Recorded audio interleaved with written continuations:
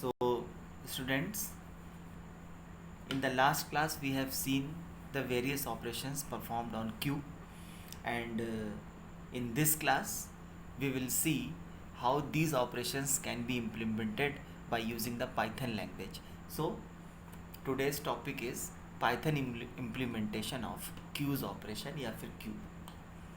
तो अब हम लोग इसका प्रोग्राम लिखेंगे. तो यहाँ पे एक कमेंट लिख दिया हमने,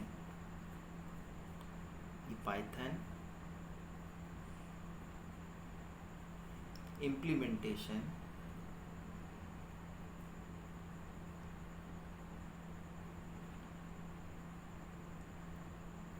of linear Q. ठीक है. तो अब सबसे पहले हम लोग एम्प्टी क्यू का फंक्शन बनाएंगे क्यू को चेक करने के लिए कि एम्प्टी है कि नहीं है. तो यहाँ पे हमने एक फंक्शन बनाया कि def और इस एम्प्टी के नाम से फंक्शन बना देते हैं. इस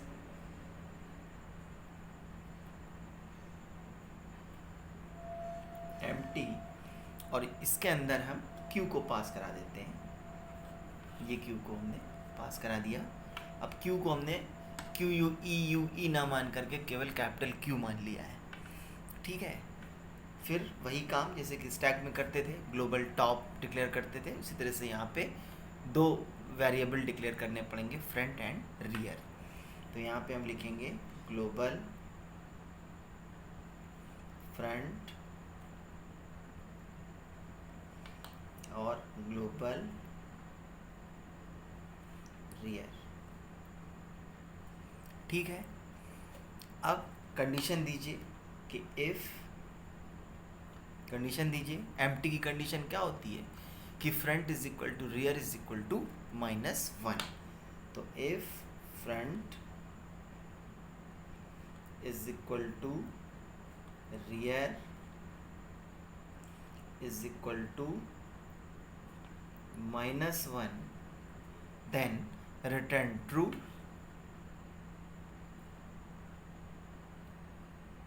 Return true, else return false. ठीक है. ये एम्प्टी क्यू के लिए फंक्शन बन गया. अब इसी तरह से दूसरा फंक्शन बनेगा फुल के लिए. तो यहाँ पे लिखा हमने def और इस फुल के नाम से बना देते हैं. जैसे इस एम्प्टी बनाया तो इस फुल के नाम से. तो इस फुल और फिर से इसमें हम क्यू को पास करा देते हैं और फिर वही काम ग्लोबल फ्रंट और ग्लोबल रियर. ठीक है. अब फुल क्यू की क्या कंडीशन होती है कि if front is double equal to 0 and rear is equal to capacity -1, then queue is called full. ठीक है. तो यहाँ पे कंडीशन लगाएंगे कि if front is double equal to 0 and rear is double equal to capacity -1, then return true, else return false. ठीक है. ये हमारा फंक्शन बन गया एम्प्टी चेक करने के लिए और फुल चेक करने के लिए. ठीक है. यहाँ पे कमेंट लिख दीजिए कि टू चेक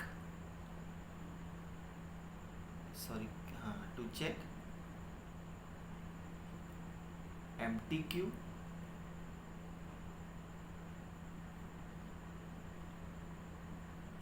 और यहाँ पर लिख दीजिए कि टू चेक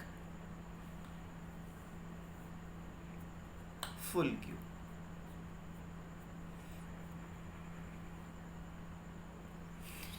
ठीक है, तो एम्प्टी और फुल दोनों हमने चेक कर लिया। अब हम एन क्यू और डी क्यू ऑपरेशन परफॉर्म करेंगे।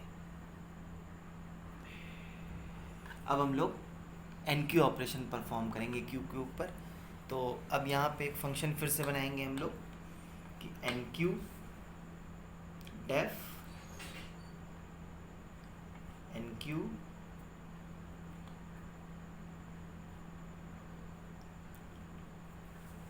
एन क्यू का मतलब इंसर्शन ऑपरेशन, और इसमें हमने क्यू को पास करा दिया जो कि लिस्ट है, और एक मान लेते हैं कि आइटम है जिसे हमें इंसर्ट करना है। ठीक है, इसके बाद में फिर next same process, global front और ग्लोबल रियर। ठीक है, इसके बाद में अब हम पहले चेक करेंगे कि क्यू फुल तो नहीं है। तो ऐसे केस में एक कंडीशन लगाएंगे कि इफ इस फुल फंक्शन को कॉल कर देंगे तो इस full is double equal to true. अगर ये फंक्शन ट्रू वैल्यू रिटर्न कर रहा है तो ऐसे केस में हम सिंपली एक मैसेज थ्रो करके बाहर निकल जाएंगे। तो यहाँ पे हम लिखेंगे कि प्रिंट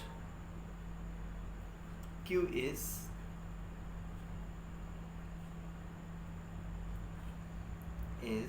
फुल, मतलब insertion can not be performed, और नहीं तो एल्स फिर हम क्या करेंगे कि रियर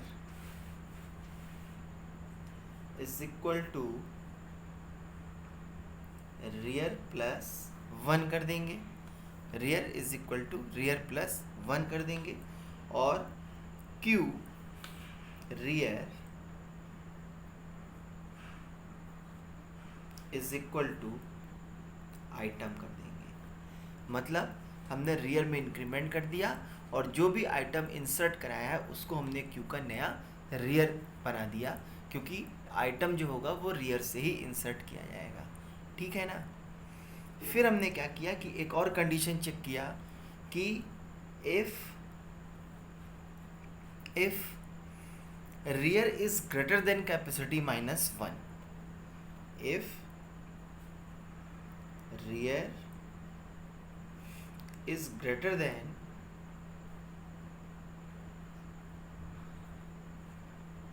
capacity minus 1।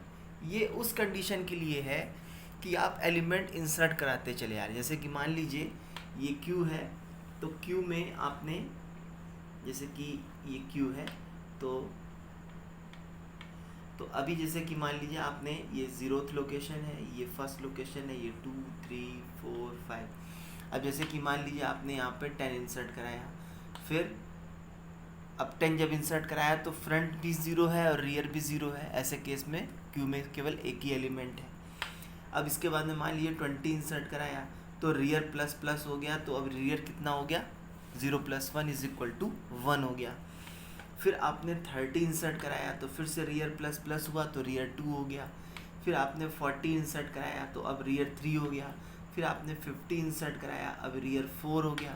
फिर आपने 60 इंसर्ट कराया, अब रियर आपका 5 हो गया। ठीक है। अब फिर से आप मान लीजिए कोई एलिमेंट इंसर्ट करा रहे हैं, तो ऐसे केस में rear is greater than capacity minus 1 हो जाएगा। तो ऐसे केस में हम क्या करेंगे कि एक एक्सेप्शन रेज कर देंगे, एक एक्सेप्शन थ्रो कर देंगे कि इसके बाद में इंसर्शन पॉसिबल ही ना हो और प्रोग्राम एग्जिट हो जाए। तो इस तरह का एक्सेप्शन थ्रो करने के लिए हम लोग एक कीवर्ड लिखते हैं कि रेज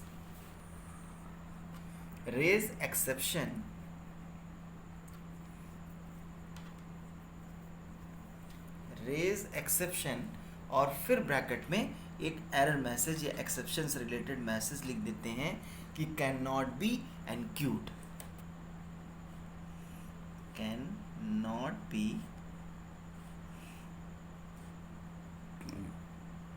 एनक्यूड। ये मैसेज छोड़ दिया हमने, ठीक है ना। तो ये मैसेज छोड़ने के बाद में फिर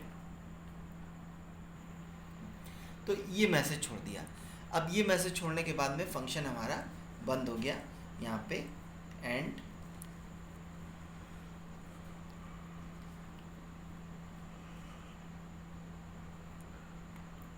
फंक्शन, ठीक है। तो अब यहाँ पे चाहें आप तो यहाँ पे एक वो लिख सकते हैं, कमेंट लिख सकते हैं कि इंसर्टिंग एलिमेंट्स इन क्यू, ठीक है, इंसर्टिंग एलिमेंट्स इन क्यू। तो इस तरह से इंसर्शन किया जाएगा। देखिए अगर क्यू पहले से फुल है तो ऐसे केस में तो ये स्टेटमेंट आपका एग्जीक्यूट हो जाएगा। लेकिन आइटम इंसर्ट करते करते अगर क्यू फुल हो जाती है during the inserting the items in the linear queue, if queue is full then this exception method will be displayed. तो ये 2 बार हमको ये एरर मैसेज थ्रो करना पड़ रहा है। नहीं तो क्या होगा कि वो एलिमेंट इंसर्ट यहाँ तक आपने किया, उसके बाद में फिर एक बार तो प्रोग्राम ब्रेक करेगा, ये मैसेज दिखाएगा और उसके बाद फिर से इंसर्शन पॉसिबल हो जाएगा क्यू के अंदर। इसीलिए हमने यहाँ पे ये एरर मैसेज थ्रो किया है, एक्सेप्शन थ्रो किया है। अब हम लोग डीक्यू ऑपरेशन परफॉर्म करेंगे। अब चलते हैं हम लोग डीक्यू ऑपरेशन की तरफ। तो अभी यहाँ पे हमने लिखा कि डेफिनेशन और डीक्यू के नाम से एक फंक्शन बना देते हैं कि डीक्यू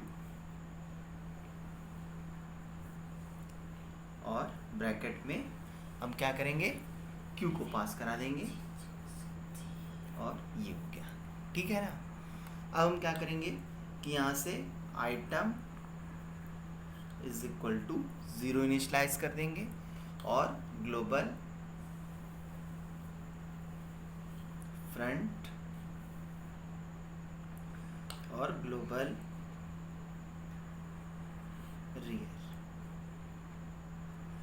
ठीक है। अब डीक्यू ऑपरेशन अगर हमको परफॉर्म करना है तो सबसे पहले एम्प्टी चेक कर लीजिए कि क्यू एम्प्टी तो नहीं है। तो यहाँ से कंडीशन लगाइए कि इफ़ इज़ एम्प्टी फंक्शन को कॉल करा लेता हूँ कि if is empty is double equal to true, then simply raise the message print q is empty, ठीक है। नहीं तो एल्स क्या करें कि item is equal to queue front कर दीजिए। मतलब क्यू का जो फ्रंट लोकेशन पर जो आइटम है, क्यू का जो फ्रंट है उसको आइटम के बराबर मान लीजिए, ठीक है। और उस आइटम को पॉप कर दीजिए क्यू डॉट पॉप। अब ये जो पॉप है ये एक तरह का फंक्शन होता है जो कि एरे के अंदर एलिमेंट को डिलीट करने के लिए यूज़ किया जाता है। ये स्टैक का पॉप वाला फंक्शन नहीं है। हालांकि पॉप का मतलब होता है डिलीशन ही, पॉप का मतलब निकालना ही है, लेकिन ये है कि यहाँ पर क्यू के इंस्टेंस में ये पॉप फंक्शन जो है हम एरे वाला फंक्शन पॉप करा रहे हैं। एरे वाला फंक्शन जो एरे या लिस्ट जो हम लोगों ने 11th में पढ़ा था उसमें हम लोग किसी पर्टिकुलर लोकेशन से अगर एलिमेंट्स को डिलीट करना है तो ऐसे केस में पॉप फंक्शन का यूज़ करते थे, बिल्ट इन फंक्शन पॉप। वही फंक्शन हम कॉल करा रहे हैं और पॉप कौन सी वैल्यू पॉप होगी, फ्रंट की वैल्यू जो है वो पॉप हो जाएगी। और फिर क्या करेंगे कि front is equal to front plus 1 कर देंगे, मतलब जो नेक्स्ट एलिमेंट है वो फ्रंट बन जाएगा अब। ठीक है, अब डिलीट करते करते वही काम है कि जैसे कि आपने डिलीशन परफॉर्म किया, जैसे मान लीजिए ये है, तो अब ये क्यू है 1 2 3 4। अब जैसे कि मान लीजिए यहाँ पे 10 है, यहाँ 20 है, यहाँ 30 है, यहाँ 40 है और यहाँ पे 50 है। अब फ्रंट अगर देखा जाए तो यहाँ पे 0 है, ये फ्रंट है, ये 0th लोकेशन है, ये फर्स्ट है, ये सेकंड है, ये थर्ड है और ये फोर्थ है। तो फ्रंट अभी हमारा 0 है। तो अभी हमने क्या किया कि क्यू के फ्रंट के ऊपर कौन सा एलिमेंट एग्जिस्ट कर रहा है, 10 एग्जिस्ट कर रहा है, उसको हमने आइटम के बराबर मान लिया। तो अब आइटम की वैल्यू कितनी हो गई, आइटम इज इक्वल टू हो गया 10। ठीक है, अब हमने क्या किया कि क्यू के फ्रंट के ऊपर जो एलिमेंट है उसको मैंने पॉप करा दिया, मतलब ये आइटम आपका डिलीट हो गया। ठीक है, और फिर हमने front is equal to front plus plus कर दिया, मतलब अब फ्रंट इज इक्वल टू 0 ना हो करके 1 हो गया, मतलब front is equal to 0 plus 1 हो गया, इज इक्वल टू 1 हो गया। ठीक है ना। अब इसी तरीके से मान लीजिए फिर से आपने डिलीशन परफॉर्म किया, फिर से डिलीट हो गया, 20 डिलीट हो गया, फिर 30 डिलीट हो गया, फिर 40 डिलीट हो गया, फिर 50 डिलीट हो गया। अब फिर से आप डिलीशन परफॉर्म कर रहे हैं, तो जब फिर से आप ये इनवैलिड ऑपरेशन जब परफॉर्म करेंगे तो उसके लिए एक और कंडीशन मैं लगा देता हूँ यहाँ पे कि इफ फ्रंट, हमको पता है कि डिलीशन हमेशा फ्रंट से ही होता है, तो front is greater than rear अगर हो जाए तो फिर से एक्सेप्शन थ्रो कर दीजिए, रेज एक्सेप्शन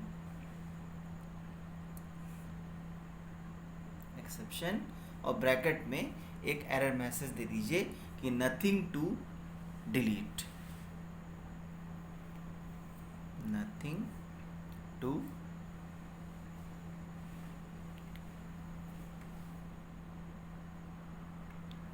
डिलीट, ये मैसेज थ्रो कर दीजिए। और फिर क्या करेंगे कि रिटर्न आइटम। ठीक है ना, ये लिखे ना लिखे कोई दिक्कत की बात नहीं है। और यहाँ पे क्या हो जाएगा, हमारा फंक्शन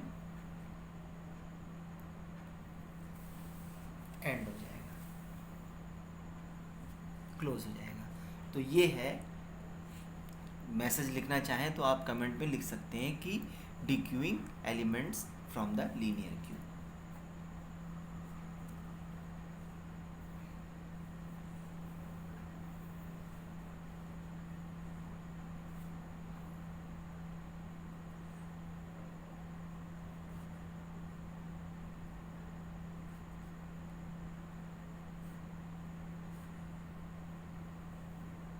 ठीक है, ये मैसेज आपने लिख दिया।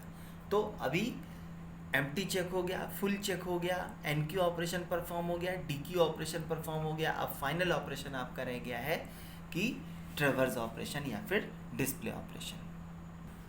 अब आते हैं हम लोग ट्रेवर्स ऑपरेशन पे। तो यहाँ पे हमने लिखा कि डेफ ट्रेवर्स, और इसके अंदर हमने क्यू को पास करा दिया। फिर से वही ग्लोबल फ्रंट और ग्लोबल रियर। ठीक है, इसके बाद में अब कब डिस्प्ले नहीं हो सकता है, जब एम्प्टी होगा तब डिस्प्ले नहीं हो सकता है। तो कंडीशन लगाइए कि इफ इज एम्प्टी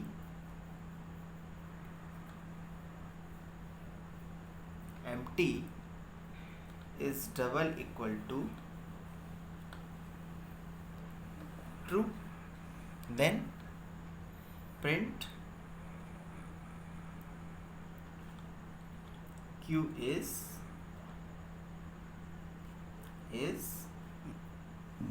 empty।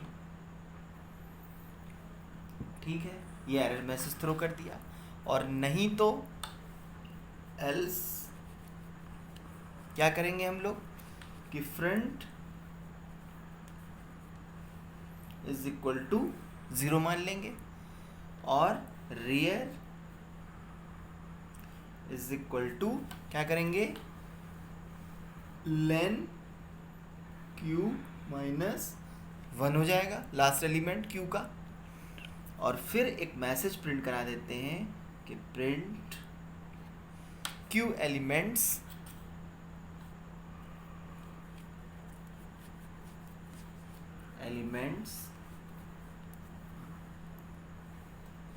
और इस तरह से लिख दीजिए कि फ्रंट, रियर आर, ये मैसेज प्रिंट करा दिया। और फिर एक लूप जनरेट करिए कि फॉर आई इन रेंज कहाँ से लेके कहाँ तक चलेगा, फ्रंट कॉमा फ्रंट से रियर तक चलेगा। और फिर इसकी बॉडी के अंदर हम लोग प्रिंट करा देंगे प्रिंट क्यू, सॉरी हाँ ठीक है, क्यू आई, जैसे क्यू यही मान के चल रहे हैं तो क्यू आई। और फिर एंड इज इक्वल टू, और इस तरह से ये आप बना दीजिए जिससे कि क्लियर हो जाए कि फ्रंट क्या है, फ्रंट से रियर की तरफ एलिमेंट्स प्रिंट होंगे। और फिर यहाँ पे हमारा फंक्शन जो है वो एंड हो जाएगा।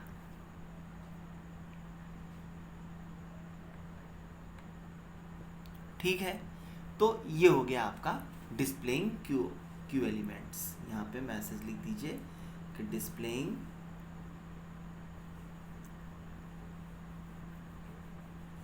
एलिमेंट्स। ठीक है, तो ये डिस्प्ले का ऑपरेशन हो गया, ट्रेवर्स ऑपरेशन हो गया। तो अब हमने एम्प्टी के लिए अलग फंक्शन बना लिया, फुल चेक करने के लिए अलग फंक्शन बना लिया, एनक्यू ऑपरेशन करने के लिए अलग फंक्शन बना लिया, डीक्यू ऑपरेशन करने के लिए भी एक फंक्शन बना लिया, और क्यू को डिस्प्ले कराने के लिए मतलब ट्रेवर्स ऑपरेशन के लिए भी एक सेपरेट फंक्शन हमने डिफाइन कर दिया। अब हम लोग को ड्राइवर प्रोग्राम लिखना है। अब यहाँ पे हम लोग लिखेंगे कंटिन्यू करते हुए, अब ये है आपका driver programme.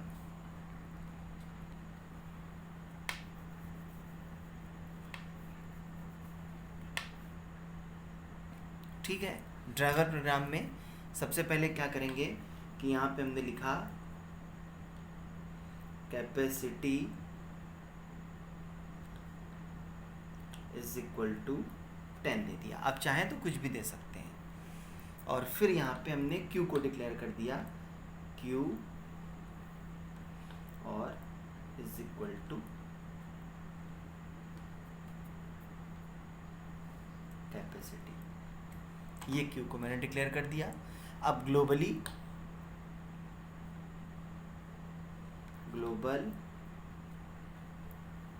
Front, global rear और front is equal to rear is equal to -1 set कर दिया। यहाँ पे हमारी एम्प्टी क्यू क्रिएट हो गई। ठीक है, अब यहाँ पे वाइल ट्रू, जब तक ये कंडीशन ट्रू रहे तब तक वही काम करेंगे। यहाँ पे हम लोग print Q operation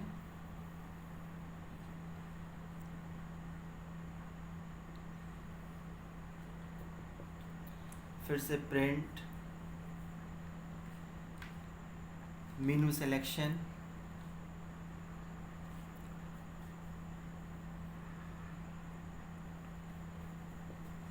print press 1 for NQ,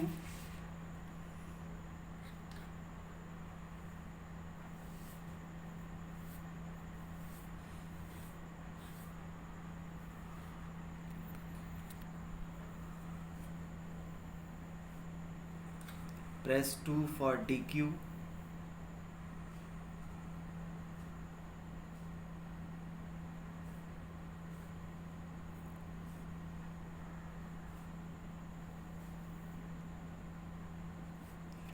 press,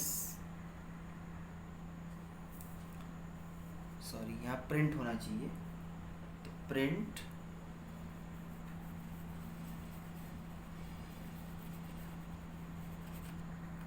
print press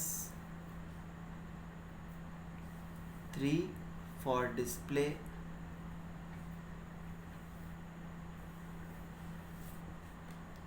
फिर से प्रिंट प्रेस 4 फॉर एग्जिट। इतना लिखने के बाद में फिर हम क्या करेंगे कि अब इसी में पेज पे मैं बता रहा हूँ, इसी बोर्ड पे इतना लिखने के बाद में हम क्या करेंगे कि एक choice CH is equal to integer input enter your choice, ठीक है। और फिर चॉइस एंटर हो गई। अब यहाँ पे कंडीशन लगाएंगे कि if CH is double equal to 1 then कौन सा फंक्शन कॉल कराया जाएगा, कौन सा फंक्शन कॉल कराएंगे, push function, sorry NQ function call कराएंगे हम लोग। तो NQ फंक्शन कॉल कराने के लिए हम क्या करेंगे, आइटम इंसर्ट करवा लेंगे सबसे पहले। चाहे तो आप वहाँ पर भी फंक्शन में भी करा सकते हैं, नहीं कराया तो यहाँ पर भी करा सकते हैं। तो यहाँ पे हमने लिखा कि print enter item,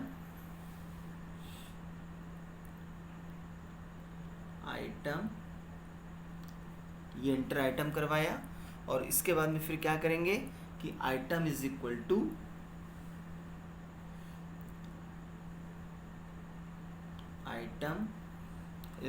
to integer input, ठीक। ये इनपुट करा दिया हमने आइटम को। और अब जो भी आइटम इंसर्ट हुआ है उसको क्यू में अपेंड कर देंगे। तो अभी यहाँ पे हम लिखेंगे कि क्यू डॉट अपेंड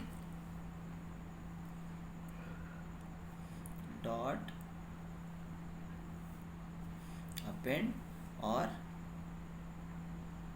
आइटम को अपेंड कर देंगे। अब आप ये क्वेश्चन पूछ सकते हैं कि यहाँ पर पूरा पूरा क्यू लिख रहे हैं आप, वहाँ पर तो जो भी ऑपरेशन परफॉर्म हुआ था उसमें केवल कैपिटल Q से आपने काम चलाया था। तो क्योंकि हमने यहाँ पर Q मान रखा है मेन फंक्शन में एक्चुअल पैरामीटर की जगह पे, तो इसलिए हम Q को ही यहाँ पे लिखेंगे। अगर आप यहाँ कैपिटल Q मान लेंगे तो यहाँ पे कैपिटल Q भी लिख सकते हैं, ठीक है ना। अब ये हो गया, आपने आइटम अपेंड करा दिया। और अब क्या करेंगे कि NQ ऑपरेशन को कॉल कर लेंगे। तो यहाँ पे हम लिखेंगे NQ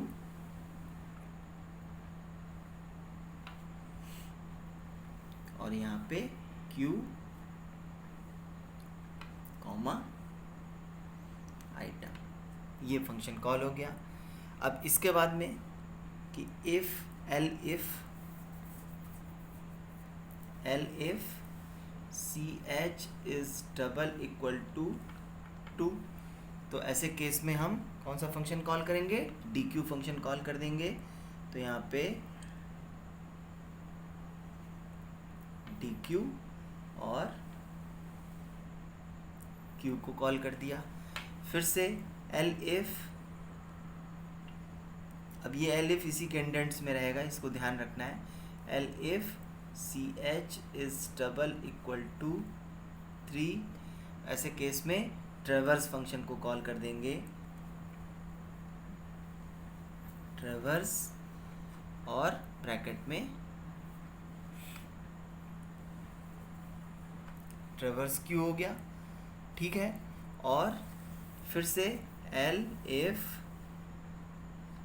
CH is double equal to 4, ऐसे केस में ब्रेक कर जाएंगे, ब्रेक कर गए। और एल्स, अब ये डिफ़ॉल्ट स्टेटमेंट है, यहाँ से प्रिंट करा देंगे प्रिंट इनवैलिड चॉइस, ये हो गया, ठीक है ना। और यहाँ पर क्या होगा कि एंड ऑफ प्रोग्राम। अब ये है क्यू का फाइनल प्रोग्राम। अब जैसे स्टैक में होता था कि सबसे पहले ये प्रोग्राम ड्राइवर प्रोग्राम से स्टार्ट होगा, ये मैसेज आपका सबसे पहले प्रिंट होगा, ये पूरा का पूरा मेनू सिलेक्शन आपका पूरा प्रिंट होगा। इसके बाद में फिर ये मैसेज प्रिंट होगा, एंटर योर चॉइस। यहाँ पे यूज़र चॉइस एंटर करेगा। अब जैसे ही यूज़र चॉइस एंटर करता है, अगर 1 प्रेस करता है तो आइटम इंसर्ट करने के लिए बोलेगा, अगर 2 प्रेस करता है तो आइटम डिलीट करेगा, अगर 3 प्रेस करता है तो आइटम डिस्प्ले होंगे, और अगर 4 प्रेस करता है तो एग्ज़िट हो जाएगा।